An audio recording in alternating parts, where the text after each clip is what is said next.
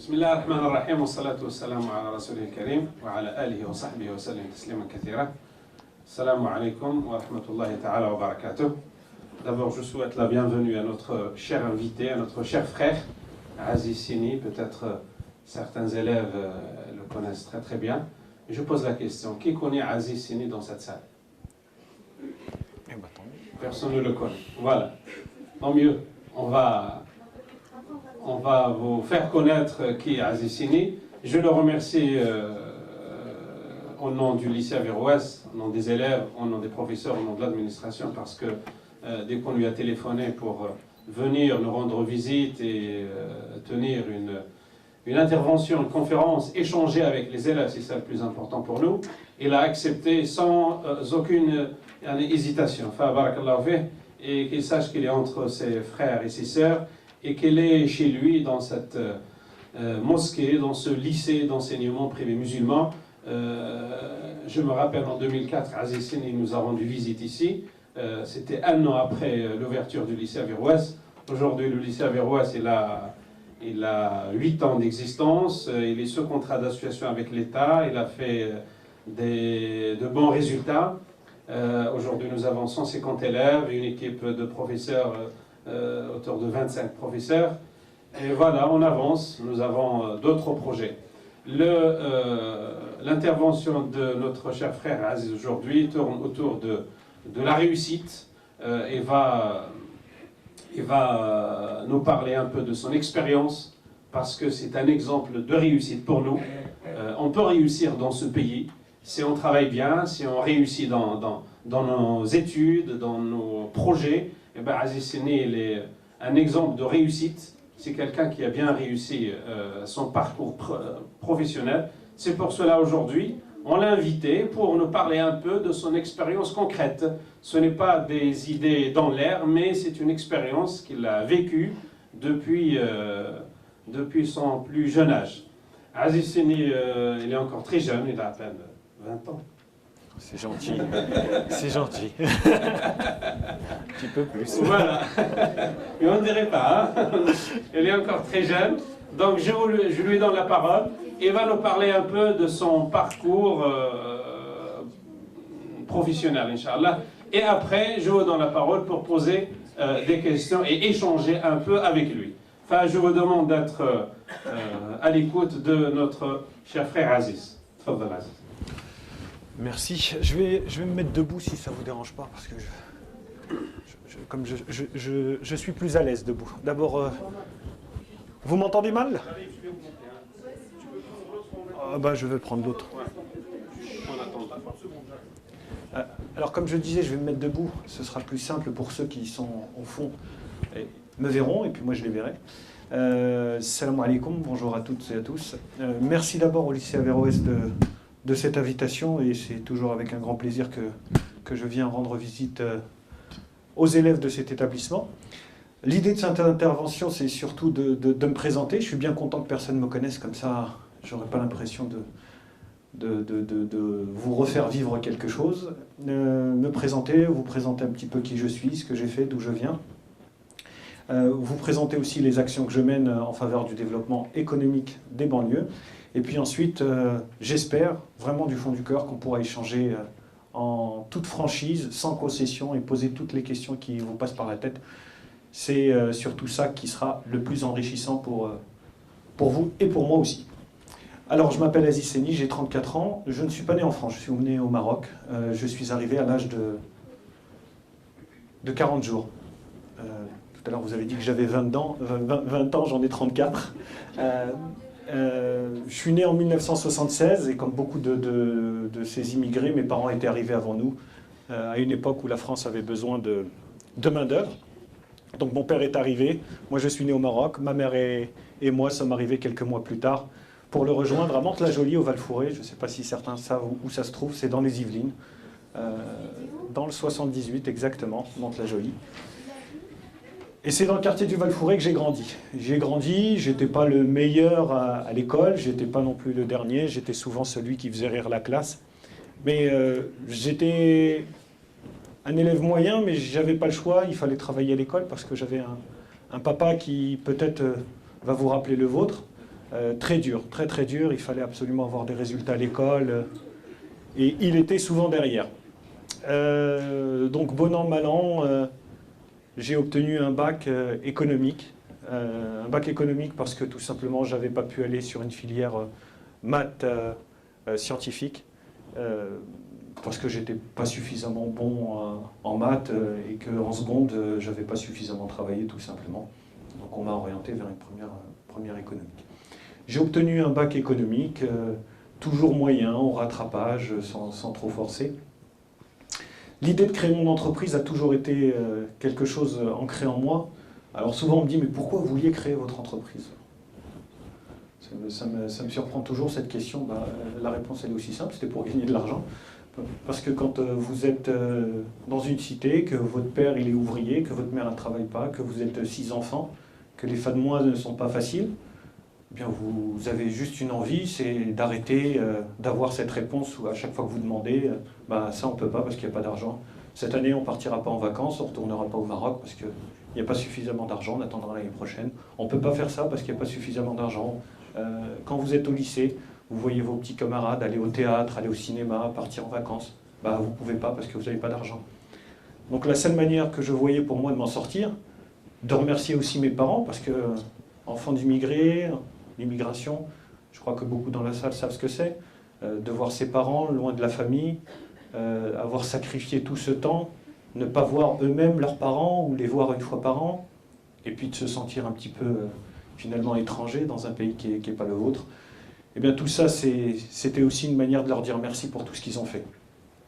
Une manière aussi de se dire, il faut que je réussisse aussi pour mes enfants, pour l'avenir, pour pas qu'ils revivent ce que j'ai vécu moi-même. Je vous l'ai dit, toutes ces frustrations, pas partir en vacances, pas aller au théâtre, pas aller avoir accès à la culture, ne pas faire de bonnes études, trop longues études. Moi, les études, j'en ai fait jusqu'à Bac+2, BTS. Après le BTS, un BTS transport logistique, j'ai demandé à mon père, papa, il y a une école qui s'appelle l'école supérieure des transports, c'est 30 000 francs par an. Est-ce que je peux m'y inscrire ?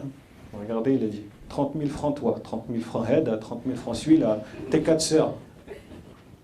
Va travailler. Donc j'ai été travailler et j'ai pas pu continuer mes études. Je lui en veux pas, mais la vie a fait que.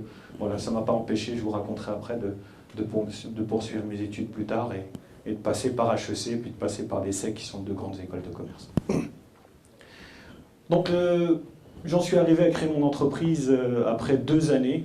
J'ai eu mon bac, mon BTS transport logistique, et puis ensuite j'ai eu l'idée d'aller me faire recruter dans 2 entreprises. J'ai travaillé dans 2 entreprises en même temps. Je travaillais dans une grande entreprise, un grand groupe, et une petite PME. Je travaillais à peu près 15 à 18 heures par jour. Pourquoi avoir fait ce choix ? Pour pouvoir gagner de l'argent, pour pouvoir créer mon entreprise, et pour acquérir de l'expérience. Parce qu'on ne travaille pas de la même manière dans un grand groupe que dans une PME. Dans un grand groupe, vous avez votre mission, vous êtes recruté, le travail est bien structuré. Dans une petite entreprise, quand vous êtes 20, 50, on vous demande quasiment de tout faire. Donc c'est bien d'acquérir cette expérience-là. J'ai fait ça pendant 2 ans. J'ai démissionné pour créer ma première entreprise. La première entreprise que j'ai créée, elle s'appelle ATA. C'est une société de taxis collectifs. Des taxis collectifs, vous en avez sûrement vu si vous êtes allé dans les pays du Maghreb, si vous avez été au Moyen-Orient, si vous avez été même en Hollande ou en Belgique. On est des petits véhicules, on groupe des personnes, on les amène d'un point A à un point B et ils payent moins cher qu'un taxi. Et la différence avec le taxi, c'est qu'ils savent toujours combien le client sait toujours combien il paye avant de partir. Donc j'ai commencé tout seul, avec ma petite voiture, dans mon quartier au Val-Fouré. Et puis, bon an, mal an, l'entreprise s'est développée. Alors pour créer son entreprise, il faut beaucoup de choses. D'abord, il faut l'envie. J'avais 23 ans, j'avais juste un BTS, et tout ce que j'avais comme image de moi-même, c'était celle qu'on voit dans les médias, quand vous allumez la télé, quand vous lisez les journaux, quand vous êtes un jeune de banlieue, c'est pas une image positive. Donc prendre confiance en soi. Est-ce que ce rêve d'être chef d'entreprise, pour moi, c'était pas un rêve trop grand pour moi? Est-ce que j'étais capable de mettre et d'endosser le costume? Ça, c'était la première barrière psychologique, de prendre confiance en soi. Ensuite, il fallait trouver de l'argent. Où est-ce qu'on va trouver de l'argent quand on n'en a pas? J'ai un petit peu regardé tout ce qui pouvait existait. Et puis je suis tombé sur des concours à la création d'entreprises, des associations comme les boutiques de gestion ou l'association pour le droit à initiative économique, qui m'ont aidé. Elles m'ont aidé à monter mon dossier pour créer mon entreprise. Elles m'ont aussi aidé à trouver de l'argent. Et l'argent, je l'ai trouvé en faisant des concours. Il y a des concours qui existent, où il y a plusieurs centaines de personnes qui, comme vous, comme moi, cherchaient de l'argent pour créer leur entreprise, et il fallait défendre ça devant un jury. Et il fallait expliquer pourquoi vous allez gagner le concours, et pourquoi on vous donnerait à vous le prix plutôt qu'un autre. Et en faisant tous ces concours, j'ai gagné à peu près 80 000 euros.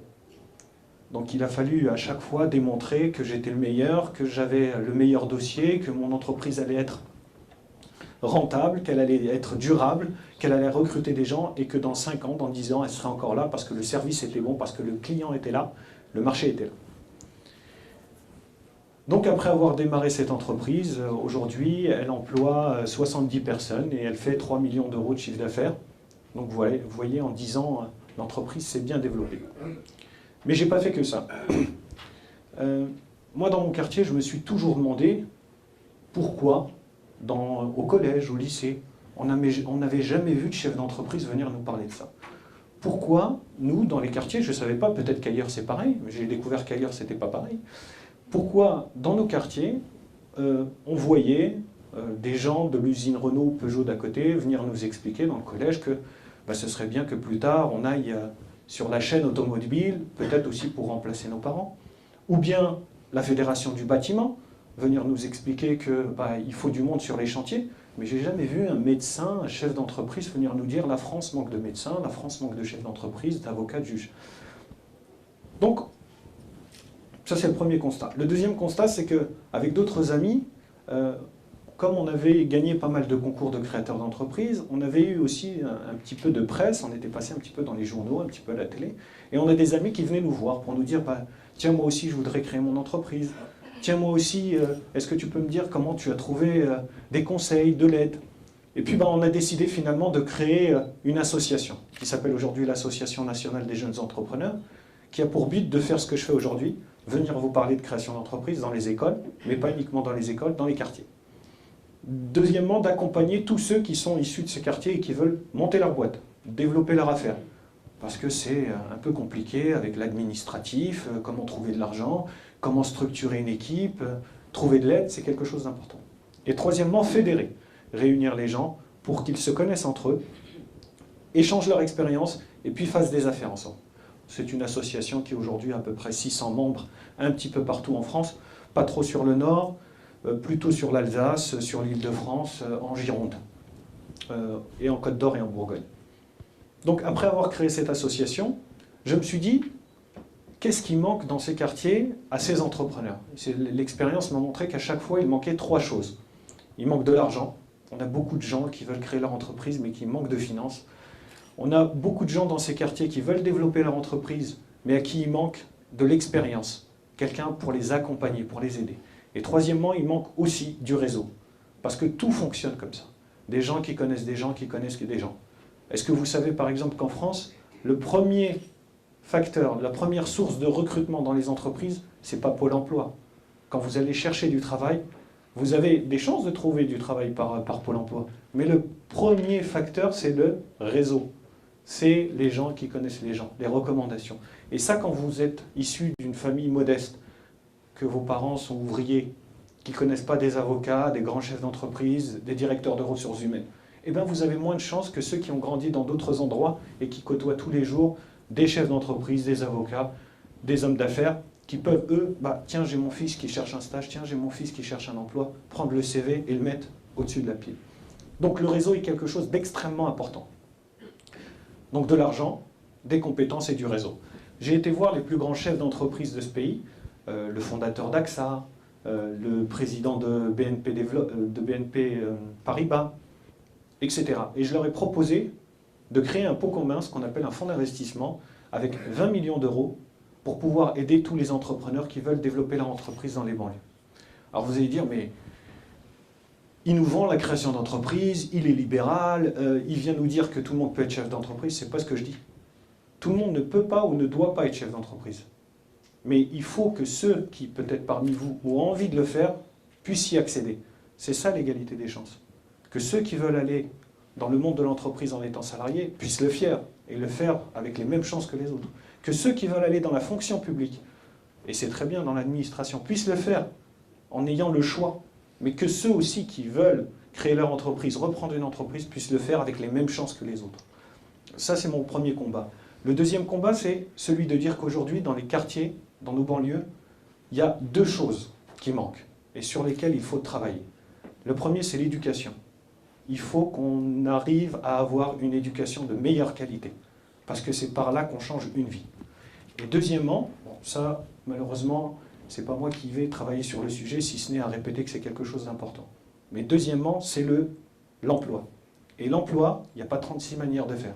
C'est soit on aide des gens à créer leur entreprise, soit on aide des entreprises qui existent déjà à se développer, soit on contribue à faire venir des entreprises dans ces banlieues, dans ces quartiers, pour qu'elles s'y installent, pour qu'elles créent de l'emploi. Je mets de côté la création d'emplois dans la fonction publique, qui est une autre affaire un peu plus compliquée, puisque aujourd'hui, il n'y a plus beaucoup de sous dans les caisses de l'État. Donc voilà un petit peu mon combat. J'ai par ailleurs écrit un livre, enfin deux. Le premier qui s'appelle « L'ascenseur social est en panne, j'ai pris l'escalier », où je raconte toute mon histoire, depuis mon grand-père et même mon arrière-grand-père, qui était nomade. On est sédentaire dans la famille que depuis 3 générations. Avant, mon arrière-grand-père se baladait avec un chameau quelque part. Je raconte mon arrivée en France, je raconte... il y a un chapitre qui s'appelle... Tu te rappelles quand tu es arrivé en France? Non, j'étais très petit, j'avais 40 jours, j'avais 2 mois. Je raconte aussi les vacances au bled, je ne sais pas si vous avez vécu ça, nous à l'époque, partir tous les ans ou tous les 2 ans avec la voiture chargée, les bagages, la route du bled, il n'y avait pas l'autoroute en Espagne, il n'y avait pas la climatisation dans la voiture, avec la maman, la glacière où on s'arrêtait. Pas d'argent pour l'hôtel, il fallait dormir dans la voiture. Donc tout ça, toutes ces anecdotes, mais je raconte aussi la difficulté de vivre dans les quartiers, je raconte quelque chose dont on ne parle jamais, l'amitié en banlieue. Quelles sont les valeurs de cette amitié?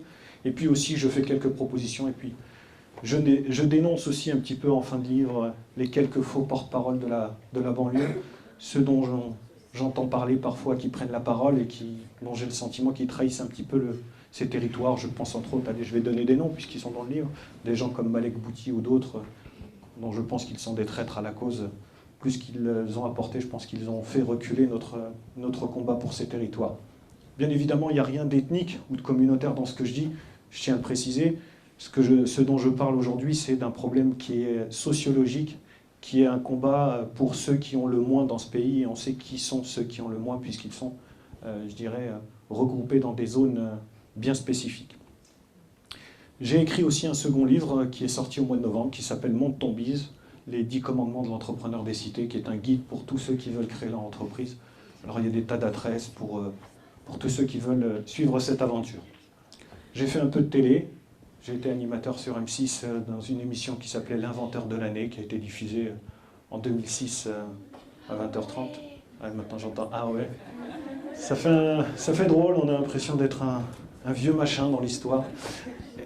Et puis je suis animateur, enfin chroniqueur régulier sur une radio qui s'appelle Radio Génération, mais je crois que ça passe pas ici, ça passe uniquement en Île-de-France. Voilà, je suis là pour répondre à toutes vos questions. Essayez de débattre, n'ayez pas peur de poser des questions, il n'y a pas de questions bêtes, et soyez francs, directs, n'ayez pas peur. Voilà. Merci de votre accueil. Merci à vous. C'est riche ton parcours professionnel. On n'a pas beaucoup de temps, il reste à peine 10 minutes. Donc je vous donne allez, un quart d'heure, Inch'Allah, parce qu'il y a un autre groupe aussi qui va venir.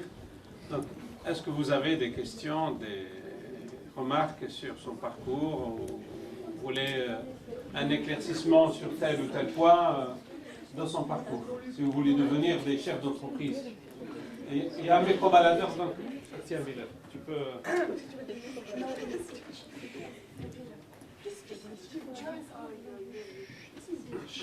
Allez-y, allez-y. Tu peux te présenter? Je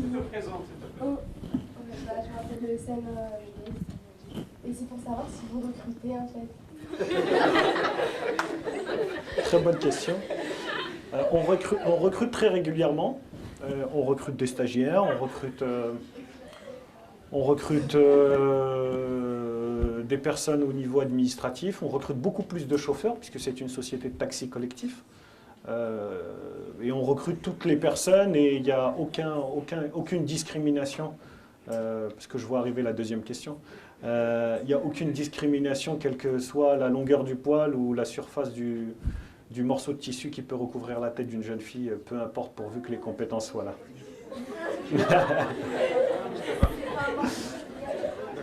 On est plus dans mon entreprise, il y a 70 personnes, elles viennent de partout. Je ne cherche pas à faire de mon entreprise un terrain de revanche sociale. C'est surtout la compétence qu'on regarde quand on recrute. Peu importe le sexe, l'âge, ce sont des choses qui sont pas importantes pour moi. Voilà. C'est quoi la taille de votre entreprise? On a 70 personnes maintenant, essentiellement localisées en Île-de-France. D'autres questions? Allez-y.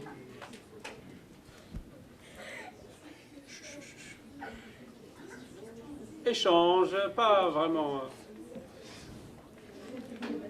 Ouais, il y a une question. Vas-y. Je voulais juste poser une question. Donc après votre réussite économique, est-ce que vous avez été sollicité par des partis politiques?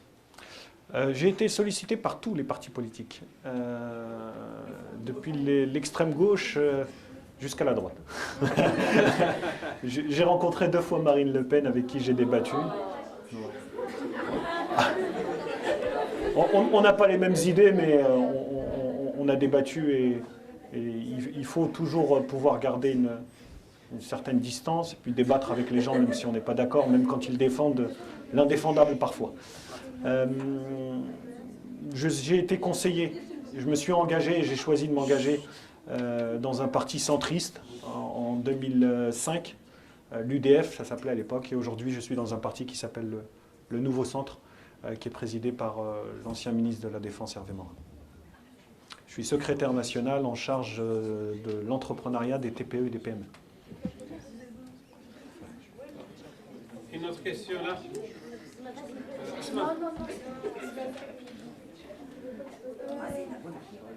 Le micro.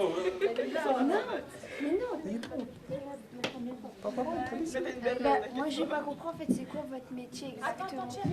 Non, c'est bon. Votre métier consiste en quoi en fait? À faire travailler les autres. Non, je plaisante. Je suis chef d'entreprise. J'ai créé mon entreprise, qui est une société de taxi collectif. J'ai beaucoup de chauffeurs, j'en ai à peu près 65, qui ont des véhicules. Et il y a des clients qui appellent cette entreprise pour pouvoir être transportés d'un point A à un point B. Et donc mon travail, c'est de gérer cette entreprise, de faire attention à la manière dont je recrute, de m'occuper de la gestion de cette entreprise, de manière à ce qu'elle se développe. Donc j'ai démarré tout seul. Aujourd'hui, on est 70. J'espère, Inch'Allah, qu'on sera beaucoup plus d'ici l'année prochaine, puis l'année prochaine. Donc. Vous avez fait combien de temps après le bac? Alors, j'ai fait un BTS, donc 2 ans après le bac. J'ai créé mon entreprise, mais il faut savoir qu'on se forme tout au long de la vie. Moi, avec mon entreprise, j'ai vu que un BTS n'était pas suffisant, donc je suis retourné à l'école tout en étant chef d'entreprise. J'ai été faire une formation dans une école qui s'appelle HEC, qui est une école de commerce, j'ai fait 1 an. Puis, 2 ans après, je suis retourné dans une autre école de commerce qui s'appelle l'ESSEC, où j'ai fait un master, que je n'ai pas validé, mais j'ai suivi les 2 ans. Donc voilà, et je pense que l'année prochaine, je vais encore retourner à l'école dans une formation spécifique, parce qu'on a besoin constamment de continuer à apprendre. À côté. Est-ce que tu as compris Est-ce que vous avez compris mon métier? Vous avez dit que vous avez travaillé dans 2 entreprises. Vous avez fait quoi dans les entreprises en fait? Alors, dans une entreprise, celle qui était le poste dans le grand groupe, qui était une filiale de la Poste, je m'occupais d'un réseau national de transport routier de marchandises. Des camions qui transportent des colis. Il fallait faire en sorte, sur toute la France, que les colis arrivent à l'heure. Et dans la petite entreprise, j'étais directeur technique. je m'occupais de faire appliquer la loi concernant les temps de conduite et les temps de repos des poids lourds, des chauffeurs poids lourds. Parce qu'il y a une loi, il y a une législation très particulière sur les temps de conduite et de repos. On ne peut pas faire travailler un chauffeur comme on veut. Donc je m'occupais de ça. Donc je faisais les deux. Voilà. Salam alaikum. Je voulais savoir comment vous avez fait pour développer votre entreprise. Comment j'ai fait? Bah, écoutez, d'abord j'ai bien préparé le lancement, bien étudié mon marché, qui sont les clients qui allaient utiliser ce service, bien étudier la concurrence, qui sont mes concurrents, pourquoi vous, en tant que client, vous choisiriez plutôt mon entreprise et plutôt ATA plutôt qu'un taxi, structurer l'offre, et puis ensuite j'ai fait du commercial, démarcher les entreprises, prendre l'annuaire. Je me souviens au tout début, je prenais les pages jaunes, on était au tout début d'Internet, je n'avais pas d'ordinateur, je prenais le téléphone et j'appelais les entreprises. Allô, bonjour, voilà, je suis Monsieur Séni, je représente la société ATA, je vous propose de faire des économies sur votre budget taxi. Voilà mes services, bam, bam, bam, bam. Est-ce que ça vous intéresse? Et voilà, bah, tous les jours. Et je continue à le faire aujourd'hui, de manière un petit peu différente, mais je continue à faire ça. On développe son entreprise comme ça, mais je ne l'ai pas fait tout seul. J'ai eu la chance aussi d'être parrainé, parce que l'entrepreneur ne peut pas réussir. Réussir tout seul, ça n'existe pas. On réussit, c'est une idée individuelle au départ, mais après, ça devient une histoire collective. D'abord avec l'équipe que vous composez, et puis moi, j'ai eu la chance d'être parrainé, d'être accompagné, d'être conseillé par des chefs d'entreprise expérimentés. Donc des personnes plus âgées que moi qui avaient été chefs d'entreprise et qui m'ont donné des conseils pour pouvoir ne pas faire d'erreur.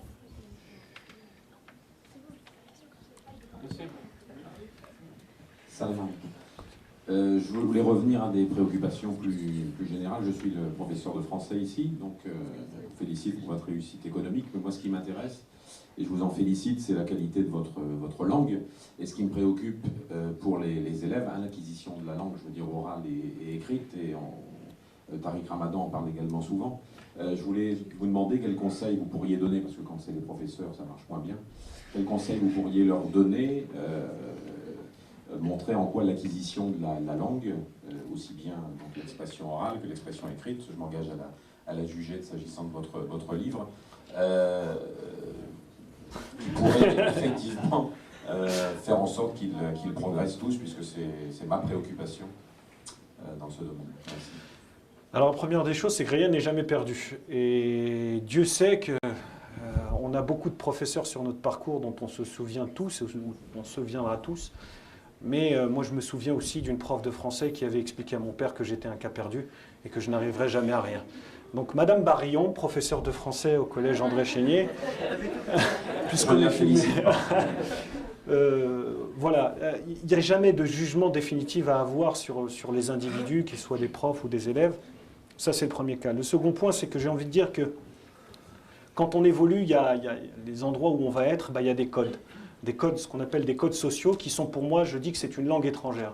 Alors souvent on me dit, oui, mais est-ce que tu n'as pas le sentiment de te trahir? Tu viens d'un quartier, tu parles, on dirait, je ne vais pas dire comme les expressions qu'on utilise, mais je dis non, je suis ce que je suis, mais quand je vais en Angleterre, je me mets à parler anglais. Je mange à l'anglaise, et ce n'est pas pour autant que je me sens anglais. Si je vais dans un pays étranger, c'est la même chose. Donc on a aussi des groupes humains qui sont des endroits qui peuvent vous paraître étrangers, mais dans lesquels vous allez être amené à vous déplacer. Ça peut être une entreprise, ça peut être une association, ça peut être un lieu géographique particulier, auquel cas il va falloir s'adapter. S'adapter, ça passe aussi par la langue. Je peux vous faire du « wesh, t'as vu la famille », version quartier, mais dans d'autres endroits, ça ne passera pas. Habiller, l'habit, la manière dont on s'habille est aussi un élément important qui sert à rassurer. Croyez-moi, je préfère être habillé en pull, en jean et avec mes chaussures plutôt que d'être tous les jours habillé en costume. Parce que c'est plus confortable, parce que ça correspond à un style plus jeune, etc., etc.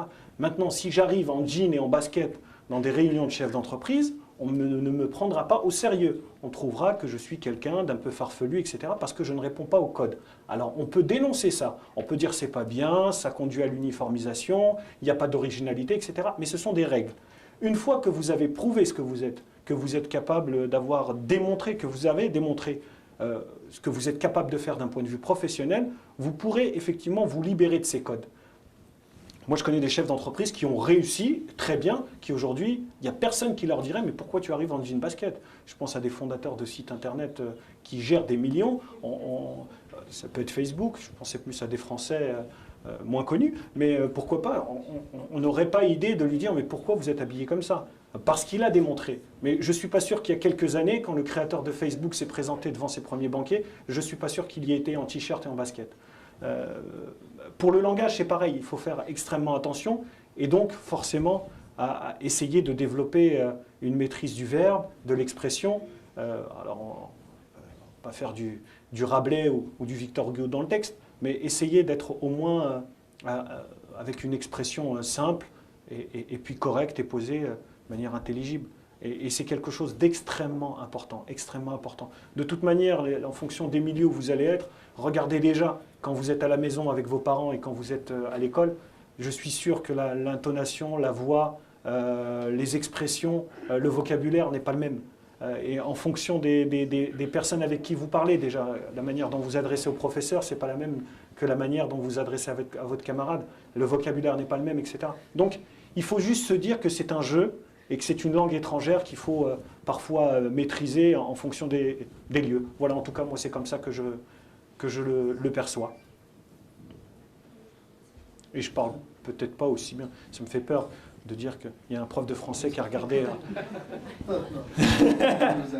Vous m'avez mis la moyenne, j'espère, monsieur le professeur. 18. Ah. Alors, en fait,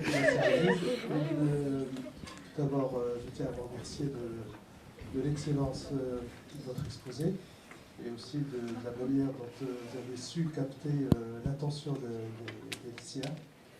Maintenant, quels seraient les conseils que vous donnerez à l'élève, je me permets de vous appeler par votre prénom, Aziz, en seconde, qui est en seconde générale, pour justement, vu votre parcours, qu'il profite un peu de tout, on va dire, de votre analyse et de votre recul. Si vous aviez Aziz à 15-16 ans, là maintenant, quels seraient les conseils? Si alors, un exercice de schizophrénie, si je devais me parler à moi-même et m'avoir... la classe de seconde est une classe dure. C'est la transition entre la troisième et le lycée. Et c'est pas en termes de rythme de travail, c'est pas le meilleur souvenir que j'ai. Parce que j'ai vu mes notes dégringoler. Et on perd un petit peu plus confiance. On perd d'autant plus confiance. Je crois que c'est là-dessus que j'irais. C'est la confiance qu'on peut avoir en soi.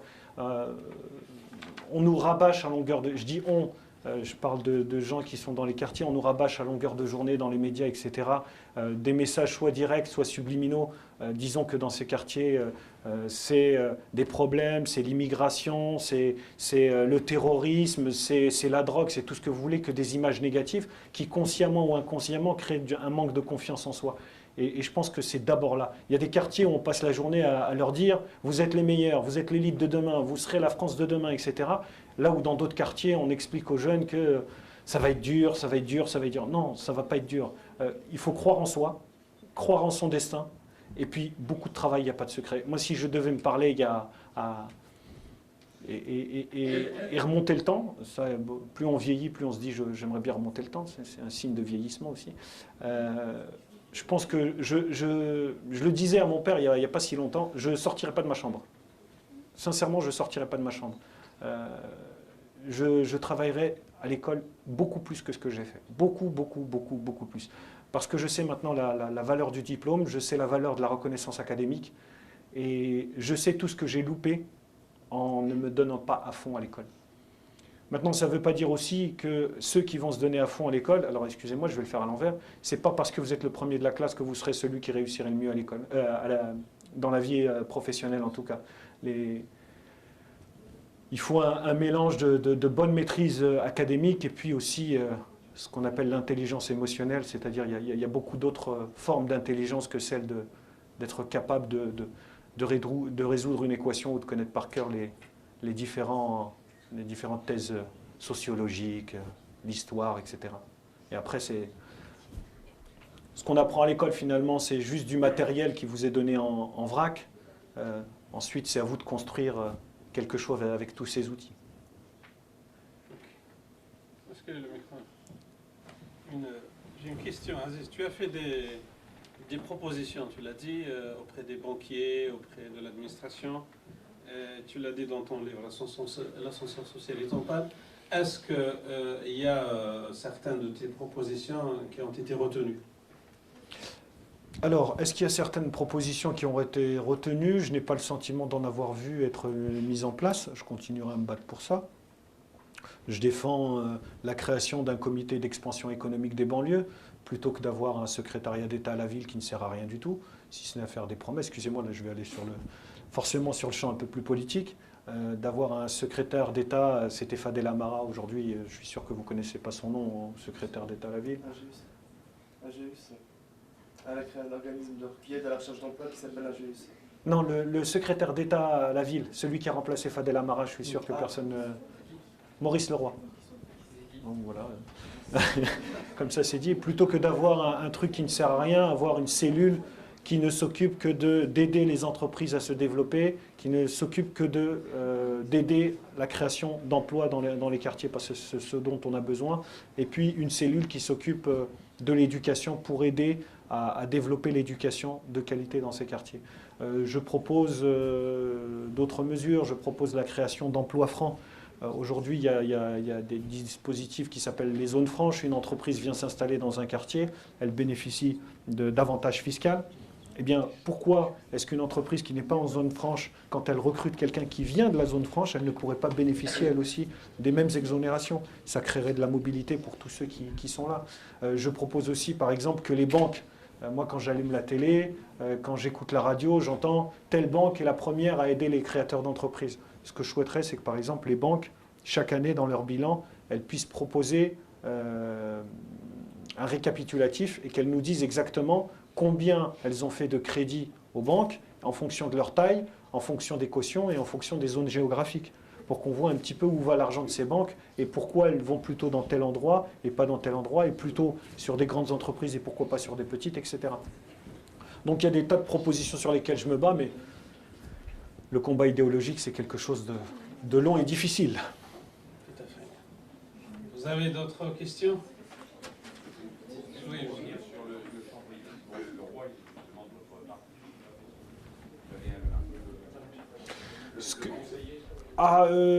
D'abord, il ne m'a pas sollicité, puis ensuite, quand il est président du Conseil général du Loir-et-Cher. Donc, quand il a été nommé secrétaire d'État à la ville, je l'ai vu et je lui ai dit, Maurice, maintenant, mes ambitions vont changer, je vais pouvoir prétendre à un secrétariat d'État à l'agriculture, moi qui viens du Val-Forêt, puisque si quand on est milieu rural, on est capable de s'occuper des banlieues, j'imagine que quand on est de banlieue, on peut s'occuper de l'agriculture. Une autre question d'une élève. Vas-y, Mila. Oui. Non, derrière. Vite, on n'a pas beaucoup de temps là. Ça m'inquiète, c'est pour savoir, est-ce que votre nom de famille ou votre origine vous a causé des problèmes dans votre parcours? Séni en arabe, ça veut dire celui qui vient de Chine. Il y a 1,5 milliard de Chinois dans le monde, donc je me sens en sécurité. plus sérieusement, oui, bien sûr. Mon nom de famille, non. Mon prénom, beaucoup, parce que Séni, ce nom de famille, vous trouvez des Séni d'origine italienne, en Corse, en Russie. Bien sûr au Maghreb et jusqu'en Indonésie. Donc mon nom de famille n'est pas très connoté, mon prénom un peu plus, c'est Aziz. J'ai eu des difficultés, bien sûr. J'ai eu à faire face à des professeurs, à un professeur dont je me souviendrai toujours, un professeur d'économie qui en seconde, j'avais l'option